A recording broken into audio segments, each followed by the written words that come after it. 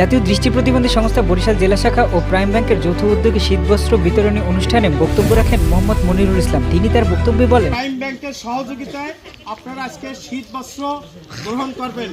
সবাই শীতবস্ত্র না নিয়ে কেউ যাবেন না, উচ্ছৃঙ্খলভাবে কেউ আসবেন না এবং ধৈর্য সহকারে সবার হাতে শীতবস্ত্র চলে যাবে। তো শীতবস্ত্র আসলে বিষয় না, বিষয় হলো যে আমরা একত্রিত হইতে পারছি, সেই জন্য আমরা কি খুশি কিনা?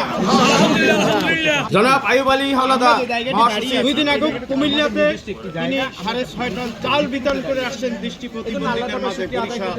আজকে তিনি এই প্রোগ্রাম শেষ করে তার বিভিন্ন ব্যস্ততার পরেও এই বরিশালে আজকে আপনাদের মাঝে প্রাইম ব্যাংক লিমিটেডের সহযোগিতায় আজকে 200 শীতবস্ত্র দৃষ্টি প্রতিবন্ধীদের মাঝে বিতরণ করা হইবে।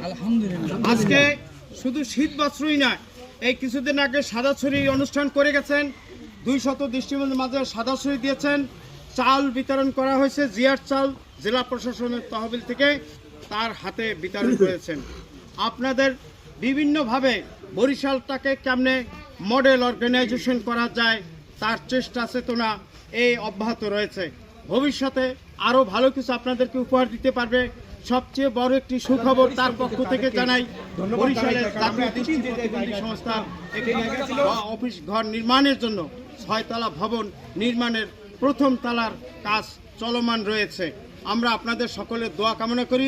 আমি আর বেশি কথা না বলে সকলের সুস্বাস্থ্য মঙ্গল কামনা করে ধন্যবাদ জানিয়ে আমি আমার বক্তব্য শেষ করছি। আসসালামু আলাইকুম ওয়া রাহমাতুল্লাহ। এরপরে বক্তব্য রাখছেন জনাব এনামুল কবির, অবসরপ্রাপ্ত শিক্ষক, সরকারি দৃষ্টি প্রতিবন্ধী বিদ্যালয় বরিশাল। আমার ছাত্রদের জন্য আমি এত সুন্দর বক্তব্য রাখতে পারতেছি না।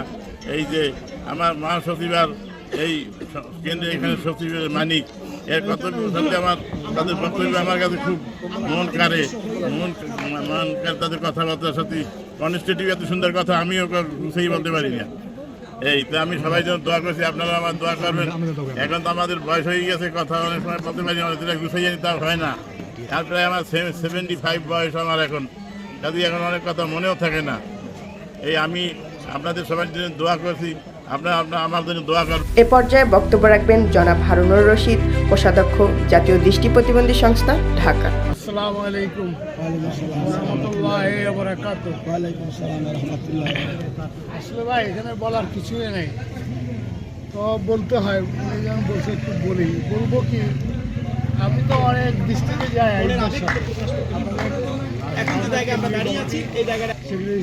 অনেক দৃষ্টিকে গেছি আপনাদের দোয়ায়, ওনার সাথে থেকে থেকে। তবে আমার মনে হয় যে একটা কথা আছে না, যে কেউ যদি কাজ করে কাজের মতো কাজ করতে হয়। তো আমাদের আইবলি ভাই মনে হয় ট্রেক্টর থেকে তেঁতুলিয়া পর্যন্ত কাজ করে, এইদিকে রূপসার থেকে পাটুরিয়া পর্যন্ত। আমার মনে হয় না উনি কোনো জায়গা কোনো ইউনিয়ন বাদ দিতে যাবেন। আলহামদুলিল্লাহ অনেক কাজ করে। বিশেষ করে মানিক ভাই সেক্রেটারি সাহেবের অবদান আপনাদের বরিশালের, যে একটা বিল্ডিং করতেছে, এবং মানিক ভাই আমি তো দেখতেছি 2 মাস 3 মাস পর পর আপনাদের জন্য একটা না একটা কিছু আনে।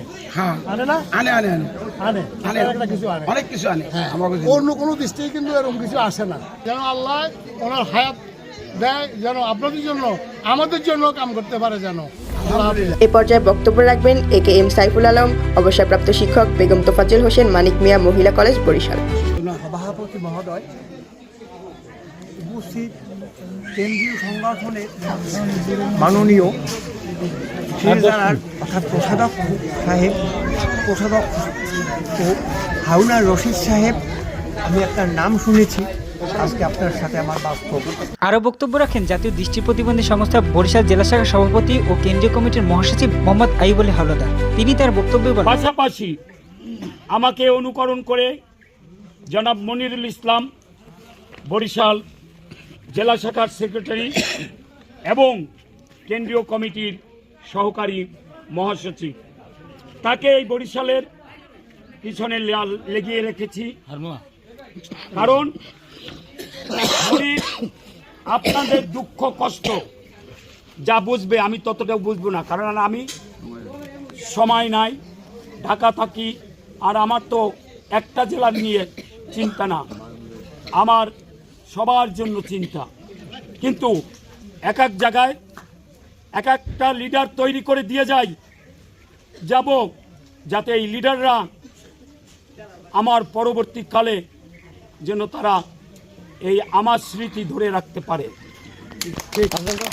এই দেশের জনগণ শেরে বাংলার স্মৃতি ধরে রেখেছে, জিয়াউর রহমানের স্মৃতি ধরে রেখেছেন, খালেদা জিয়ার স্মৃতি ধরে রেখেছেন।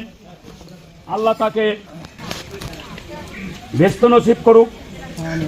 আর আমাদের এখানে শিক্ষক আছেন 3 জন, যারা বিশেষভাবে ইনামুল কবির স্যার, তিনি আমার সরাসরি শিক্ষক, তার হাতে, এবং ফজলুর রহমান সাহেব আজকে নাই, তিনি অসুস্থ।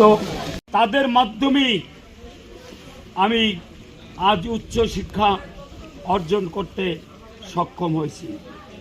আমি তাদেরকে ধন্যবাদ জানাই, তাদের জন্য দোয়া করি যেন তারা আল্লাহ তাদেরকে, যে অসুস্থ আছে তারকে সুস্থ করুক এবং আমানের সহিত মৃত্যুবরণ করতে পারে।